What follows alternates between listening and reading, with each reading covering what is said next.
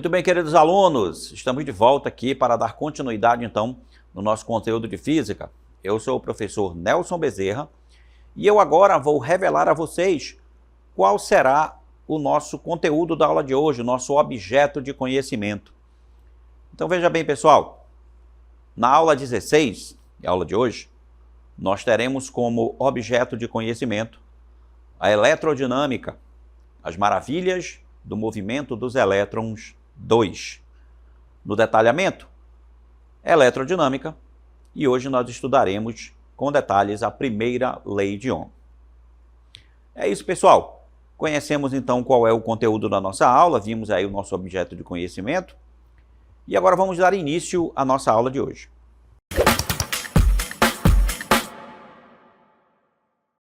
Muito bem, queridos alunos, voltamos aqui para dar continuidade então no nosso conteúdo.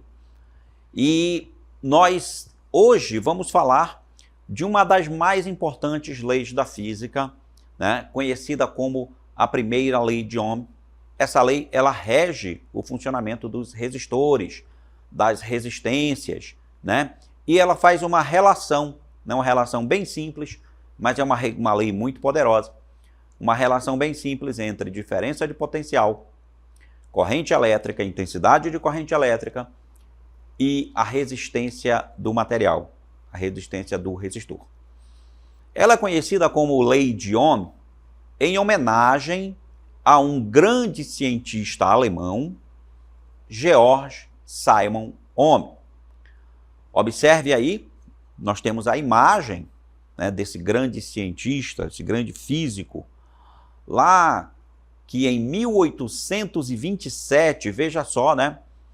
Alguns séculos atrás, em 1827, ele descobriu uma das mais importantes leis empíricas.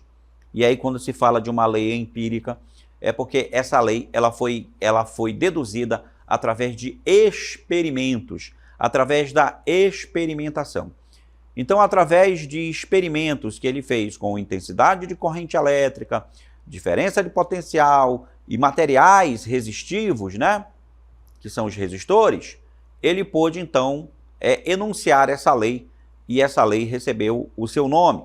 Recebeu lei, como essa lei recebeu o nome de a lei de Ohm, em homenagem exatamente a Georg Simon Ohm. Ele era alemão, certo? Muito bem, pessoal. Para que a gente possa dar continuidade, então, nesses conceitos, né? Você viu aqui que nós, como falamos a primeira lei de Ohm, eu falei da relação entre diferença de potencial, corrente elétrica e resistores. E essa parte de resistores, de resistência elétrica, ela merece uma introdução aqui para você, certo? Para que você conheça tudo que está envolvido por trás dessa lei, porque não é só essas três grandezas que eu falei, existem conceitos que devem ser compreendidos para que nós possamos entender melhor como é a primeira lei de Ohm e do que ela trata. Para isso, nós vamos agora trabalhar esses conceitos iniciais falando de condutores e isolantes. Certo, pessoal? Então, na eletricidade, alguns materiais, eles permitem que a intensidade da corrente elétrica, ou que eles permitem que o fluxo ordenado de partículas, né, o fluxo ordenado de cargas elétricas, que é o conceito de corrente elétrica. Corrente elétrica é o fluxo ordenado de cargas elétricas, tá certo? Ou cargas elétricas em movimento ordenadamente, certo? Os materiais que permitem que isso aconteça com facilidade, eu digo com facilidade, eu vou já explicar por quê, eles são chamados de condutores. E os materiais que não permitem que isso aconteça com facilidade, gente, por que eu falo assim? Agora eu vou explicar por que eu falo com facilidade, né? Porque dependendo da diferença de potencial que você aplica em certo material, esse material pode se tornar um condutor, tá certo?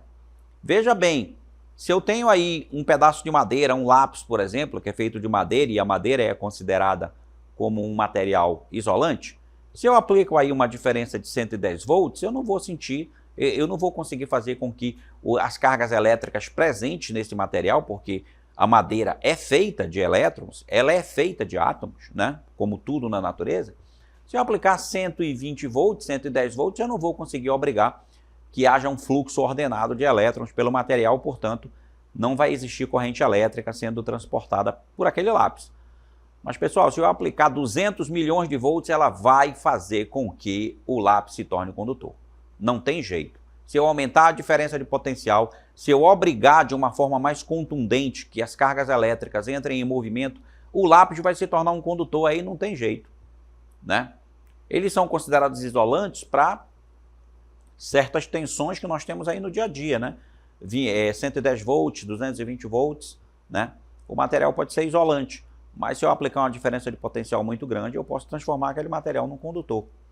Então a gente diz assim, condutores são aqueles materiais que permitem com facilidade, né? Eu não preciso colocar uma diferença de potencial muito alta, ele vai fazer com que, essa diferença de potencial vai fazer com que naquele material as cargas elétricas entrem em movimento e se estabeleça a corrente elétrica. E aí, pessoal, são os condutores. Vamos voltar de novo ali naquela primeira informação que nós tínhamos aí, ó. Os materiais que encontramos na natureza, eles reagem de forma diferente quando percorridos pela corrente elétrica.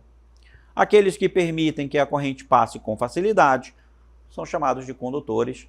Acabei de explicar para vocês. Agora, aqueles materiais que não permitem a passagem da corrente elétrica com facilidade, chamamos de isolantes.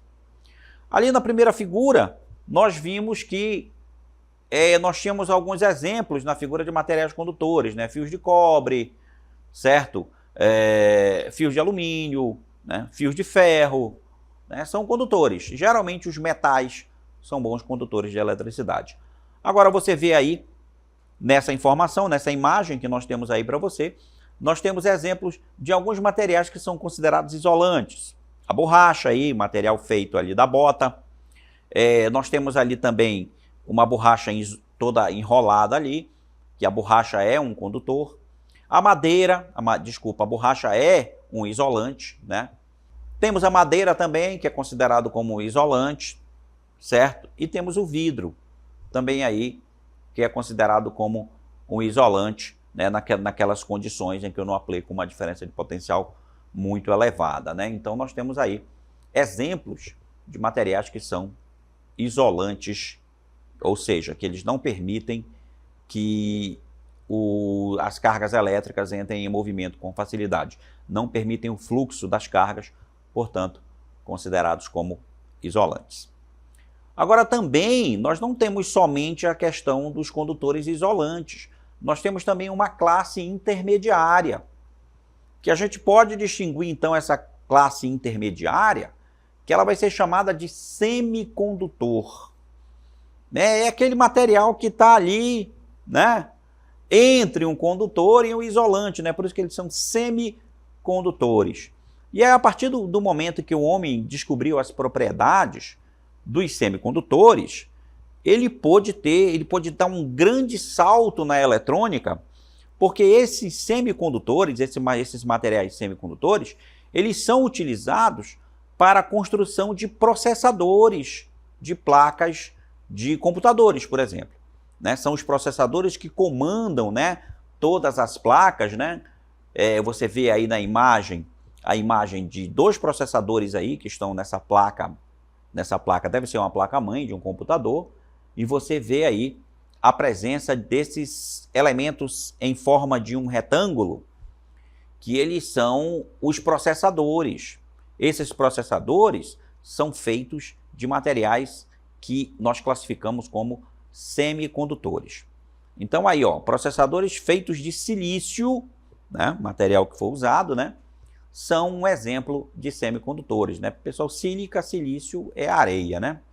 Então eles trabalhados, né, manufaturados industrialmente, eles dão origem ao silício, né, a esse material que é utilizado para que a gente possa construir, por exemplo, processadores para os circuitos eletrônicos, tá legal? Então aí nós temos essas três classes, né, pessoal, que a gente comentou aqui. Condutores são aqueles que permitem a passagem da corrente com facilidade.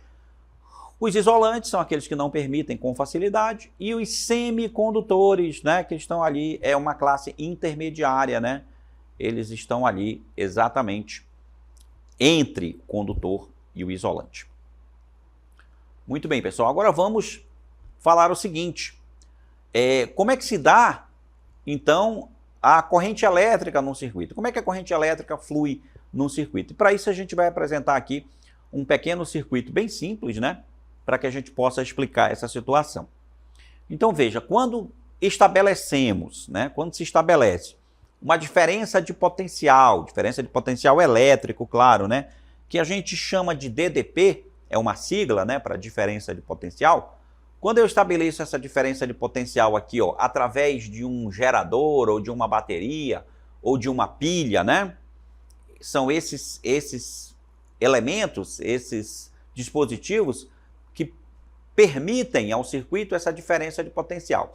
Então aqui, quando eu ligo através de fios uma bateria num componente aqui, que eu vou chamar de resistor, com a letra R, né? Então eu estabeleço uma diferença de potencial nesse componente, e aí eu obrigo, né, essas linhas aqui, pessoal, são os fios condutores, né? Fio condutor de eletricidade, né? Então, os elétrons que estão presentes, né, os elétrons livres que estão presentes aí, eles são obrigados a se movimentarem ordenadamente em um único sentido, e aí eu tenho o estabelecimento da corrente elétrica no circuito, né? A gente chama de circuito porque realmente as cargas elétricas elas ficam circulando nesse circuito, como se fosse uma corrida de carros aí, que dão várias voltas e voltas e voltas, é um circuito. Então a corrente elétrica também ela vai por esse circuito, passa pelo resistor, passa pelos fios, passa pela bateria novamente, e aí ela fica nesse movimento circular aí no circuito. Tá certo? Então, quando eu estabeleço essa diferença de potencial entre os extremos de um condutor, este é percorrido por uma corrente elétrica. Uma corrente elétrica que a gente chama de I, né? Aqui é a nossa corrente elétrica, certo? O I. E essa corrente elétrica, segundo experimentos realizados lá pelo Ohm, essa corrente elétrica ela é diretamente proporcional aqui, ó, esse símbolo aí que você vê, esse alfazinho entre o U e o I, significa proporcional. Então, a diferença de potencial ela é proporcional à intensidade da corrente. E o que isso quer dizer, pessoal? Quer dizer que quanto mais eu aumento a diferença de potencial, o U, pessoal, é a diferença de potencial. Se eu aumento o valor da diferença de potencial, eu também estarei aumentando o valor da intensidade da corrente elétrica. Quanto mais eu aumento a diferença de potencial, quanto mais eu aumento a tensão, quanto mais eu aumento a voltagem, eu também vou aumentando a intensidade da corrente elétrica. Por isso que se estabeleceu, através de experimentos, né? Claro, se estabeleceu uma diferença de potencial, por exemplo, de 10 volts, mediu-se a corrente, deu 1 ampere, 20 volts, 2 amperes, e assim sucessivamente. Quer dizer, aumentando a tensão, eu aumento a corrente, e eu digo que elas são proporcionais. Para que se estabeleça aí uma igualdade entre a tensão e a intensidade da corrente, foi necessário, então, se estabelecer uma constante de proporcionalidade. Essa constante de proporcionalidade é o que a gente vai chamar de R no futuro aí, quando a gente estiver explicando a primeira lei de Ohm. E esse R, ele foi chamado de resistência elétrica. Vamos ver então aí, ó, resistência elétrica foi designado pela letra R. E aí eu coloquei para você essa imagem de um resistor que é muito encontrado em placas de circuito elétrico, né? Esses resistores aí, eles têm a função de controlar a intensidade da corrente elétrica no circuito. É uma das principais funções desse resistor no circuito elétrico. O resistor tem outras funções também, ele transforma a energia em calor. É uma das utilidades do resistor também. Mas aqui, nesse tipo, nas placas de circuito elétrico, a maior utilidade dele é exatamente controlar a intensidade da corrente elétrica. E o que é essa resistência elétrica? É a capacidade de um objeto se opor à passagem de corrente elétrica. Todo material na natureza, pessoal, possui uma resistência elétrica. Todo material. Resistência é uma grandeza física que é uma característica de cada material. A madeira tem sua resistência, o cobre tem a sua, o ouro tem a sua, a prata tem a sua resistência. Então, todo material na natureza resiste de alguma forma à passagem da corrente elétrica. Os que resistem menos são os condutores, os que resistem mais são os isolantes. Então, resistência elétrica é a capacidade de um objeto de se opor à passagem de corrente elétrica quando submetido a uma diferença de potencial elétrico. Muito bem, agora a gente pode falar e definir a nossa lei de Ohm, né? Então, o que vai ser a lei de Ohm? Observe, quando, né, um material ele é submetido a uma diferença de potencial e resiste à passagem dos elétrons, vai aparecer uma corrente elétrica. Como qualquer material oferece uma certa resistência, qualquer material, né? Eu acabei de falar que todo material tem a sua resistência característica. Então, como qualquer material oferece uma certa resistência à passagem da corrente elétrica, nós podemos escrever, então, a equação de Ohm, né? Nós podemos transformar aquela proporcionalidade que estava antes aqui, que o U é proporcional à intensidade da corrente, se estabelecendo, então, a constante de proporcionalidade aqui, que é o R, eu posso estabelecer a igualdade e definir aqui a nossa primeira lei de Ohm, certo? Então, a primeira lei de Ohm, ela é U igual a RI. O U que ri, né, como o pessoal aí dos cursinhos gosta de falar, para que o aluno possa memorizar a equação da primeira lei de Ohm. Nessa expressão bem simples, né, pessoal, só tem 3 grandezas aí, nessa expressão bem simples, o U é a nossa diferença de potencial elétrico, que é chamada também de DDP, ou também é chamada, vocês podem ouvir, tensão elétrica, é a mesma coisa, né? Voltagem é a mesma coisa do que diferença de potencial. Só se fala por um nome diferente. O R é a resistência daquele material por onde a corrente elétrica está passando, né? Tem que ter algum material onde seja estabelecida a diferença de potencial no circuito. Então, o R é a resistência desse material e o I é a intensidade, é o valor da corrente elétrica, que é medida em amperes, né? A diferença de potencial ela é medida em volts, a resistência elétrica ela é medida em ohm e a intensidade da corrente elétrica é em amperes, como você vai ver agora. Então, nessa expressão aqui, ela é chamada de primeira lei de Ohm. A unidade de medida da resistência elétrica, né? Resistência elétrica R, a sua unidade de medida é o ohm, o símbolo é a letra grega ômega, né? Os outros elementos lá, o U, que é a diferença de potencial, é medida em volts, e a intensidade da corrente elétrica é medida em amperes, certo? Então, nós temos aí as unidades de medida das nossas grandezas que estão envolvidas com a primeira lei de Ohm, né? E agora, pessoal, a gente tem aqui uma pequena animaçãozinha que vai estar aqui ao meu lado, aqui, veja só, representando essa questão da diferença de potencial, da resistência e da intensidade da corrente. Veja aqui que a diferença de potencial tenta empurrar os elétrons livres para estabelecer a corrente elétrica. Mas a resistência, o que faz? A resistência está tentando não deixar com que a corrente elétrica se estabeleça. E aí é uma animação bastante divertida para que você entenda o que acontece, né, quando a diferença de potencial tenta empurrar as cargas elétricas através do condutor, que é a corrente elétrica. A resistência faz o papel de tentar segurar essa corrente elétrica. Tá legal? Então é assim que a gente vê a primeira lei de Ohm num fio condutor. Ok, pessoal? Muito bem. Agora vamos continuar falando dos resistores. Veja bem. Resistores, que a gente simboliza aí pela letra R também, são peças utilizadas em circuitos elétricos que têm como principal função converter energia elétrica em energia térmica. Ou seja, são usados como aquecedores ou como dissipadores de eletricidade, né? Porque eles dissipam a energia elétrica em forma de calor. Então, às vezes, eles são dissipadores de energia elétrica. E essa dissipação de energia em forma de calor, ela tem algumas utilidades práticas para a gente no nosso cotidiano.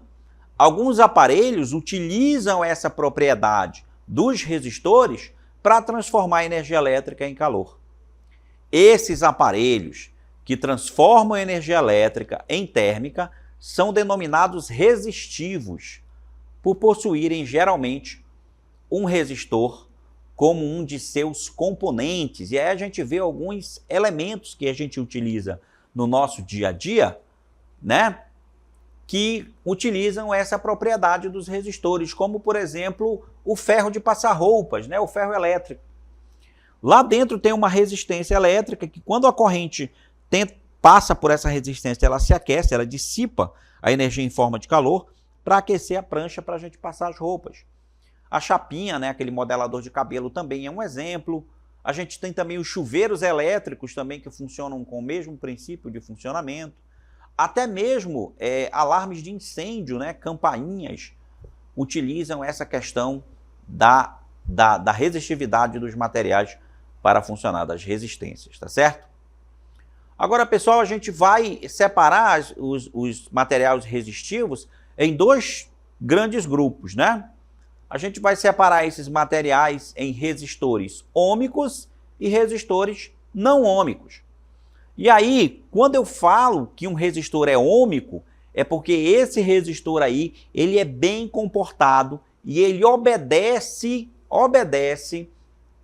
a primeira lei de Ohm, ou seja, U igual a RI. Ele obedece. E aí, como você vê, o gráfico da função pela corrente é uma reta. É uma reta que corta o eixo bem no meio, né? Aqui eu tenho o gráfico da tensão pela corrente, né? Eu coloquei V e I, porque tensão também pode ser representada pela letra V, diferença de potencial, tá? Então, quando um resistor é ômico, o gráfico, né, da resistência elétrica, da tensão pela corrente, ele é uma reta crescente, né? E é uma função do primeiro grau crescente. Ou seja, esse gráfico representa aquilo que a gente chama de resistor ômico. Então, se você olhar o gráfico de um resistor, né, da tensão pela corrente de um determinado material, e ele tiver esse formato de uma reta, onde o primeiro ponto é aqui, ó, na origem, esse resistor é chamado de resistor ômico, porque ele obedece à primeira lei de Ohm. Agora, aqueles materiais que não obedecem à primeira lei de Ohm, ou seja, que a relação entre U e I entre U e I não é um gráfico bem bonitinho crescente, eles são chamados de não ômicos. E observe então como é que é o gráfico da tensão pela corrente para os resistores que não são ômicos. É uma curva. Uma curva, né? Veja que é bem diferente do gráfico anterior. Então, se eu vejo um gráfico da tensão pela corrente, né, da diferença de potencial pela corrente elétrica, que é uma curva desse tipo, eu já sei que aquele resistor ele não obedece à primeira lei de Ohm. Ele é chamado de resistor não ômico. Certo, pessoal? E agora a gente tem aí o que a gente chama de triângulo mágico da lei de Ohm, que é um macetezinho para que a gente possa, então, encontrar qualquer uma das grandezas envolvidas com a primeira lei de Ohm. Tá certo? Esse triângulo mágico aí, ele está aí para que a gente possa observar, né, que quando eu quero achar a tensão, basta que eu multiplique aqui a corrente pela resistência. Olha só, a gente coloca aqui as grandezas nesse triângulo, veja que está sempre no mesmo lugar. O I, né? O V, que é a tensão ou a diferença de potencial, e o R, que é a resistência, estão no mesmo lugar. Mas quando eu quero achar o V, olha só, o V está aqui em cima, ó. O que sobrou aqui embaixo? I do lado do R, então é para multiplicar. Se eu quero o V, eu multiplico o I pelo R. Se eu quero aqui o I, eu divido V por R, tensão por resistência. E se eu quero encontrar no exercício o valor da resistência, eu divido a tensão pela intensidade da corrente elétrica. É uma maneira fácil da gente memorizar a primeira lei de Ohm e encontrar qualquer uma das grandezas que estão envolvidas nessa lei.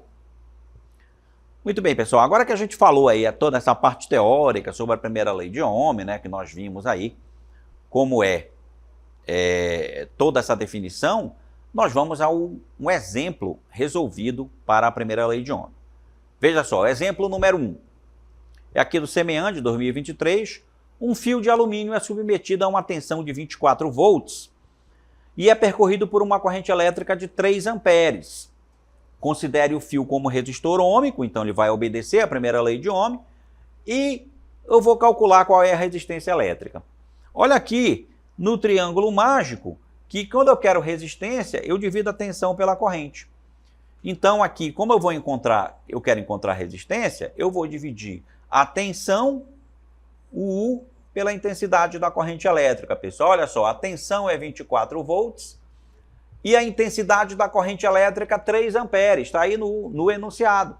Então fica bem simples, né, a gente resolver esse exemplo dividindo a tensão pela intensidade da corrente, 24 dividido por 3, então a intensidade da corrente elétrica que eu estou procurando aí é igual a 8 ohms, que é a unidade de medida para a resistência. Observe aqui que nós temos bem bonitinho aqui a resolução, né? Primeira lei de Ohm, U é igual a RI, então fica 24 igual a R vezes 3, 24 é a tensão e 3 é a corrente. Quando eu isolo o R, veja que veio aqui diretamente lá que o R é U dividido pela corrente, U dividido por I, e 24 dividido por 3 é igual a 8 ohms. Ok, pessoal? Muito bem. Temos também aqui o exemplo número 2. Agora eu tenho uma informação no gráfico. A curva característica de um resistor ôhmico está representada no gráfico U sobre I a seguir. Calcule. Veja que esse gráfico é de um resistor ôhmico, o gráfico é uma reta, e aqui eu tenho tensão em volts por corrente em miliampere. Então, o que eu quero calcular aqui com as informações desse gráfico? Resistência elétrica, na letra A. Resistência elétrica, basta eu pegar qualquer ponto do gráfico e dividir a tensão pela intensidade da corrente. E na letra B, a tensão nos terminados de resistor quando este é percorrido por uma corrente de 2 mA. Então, U é igual a RI, né? Quando eu descobrir o valor da resistência na letra A, eu resolvo a letra B, porque a resistência será constante, já que o resistor é ôhmico, e aí eu multiplico, né? Multiplico a resistência pela intensidade da corrente, que agora será de 2 mA. E a solução aqui, pessoal, olha, na letra A, primeiro eu vou dividir, né, a tensão pela corrente, tá aqui, ó, tensão é 12, lá no gráfico. Quando a tensão é 12, a intensidade da corrente vale 6. Como é miliampere, pessoal, esse mili é 10 a menos 3, tá? Então é 10 a menos 3 amperes. Por isso que está aqui, ó, na solução, 12 dividido por 6 vezes 10 a menos 3. 12 dividido por 6 é 2. O 10 a menos 3, ele vai para o numerador, mudando o sinal do expoente para positivo. Então fica 2 vezes 10 ao cubo. 10 ao cubo é 1000, pessoal. Então, a resistência é de 2.000 ohms. Tá certo? Na letra B, U igual a RI. Então, eu tenho que o R é 2.000, 2 vezes 10 ao cubo. A corrente é 2 mA, 2 vezes 10 a menos 3. A gente simplifica 10 ao cubo com 10 a menos 3 é igual a 1. Então, 2 vezes 2, a tensão é de 4 volts. Muito bem, pessoal. Está, então, a solução, por exemplo, número 2. Encontramos a resistência, que é de 2.000 ohms, e a tensão, 4 volts, quando a corrente que passa pelo resistor for de 2 mA. Muito bem, pessoal. Eu espero que vocês tenham gostado, eu finalizo aqui a aula com vocês, espero que vocês tenham entendido e a gente se encontra numa próxima oportunidade. Tchau, pessoal!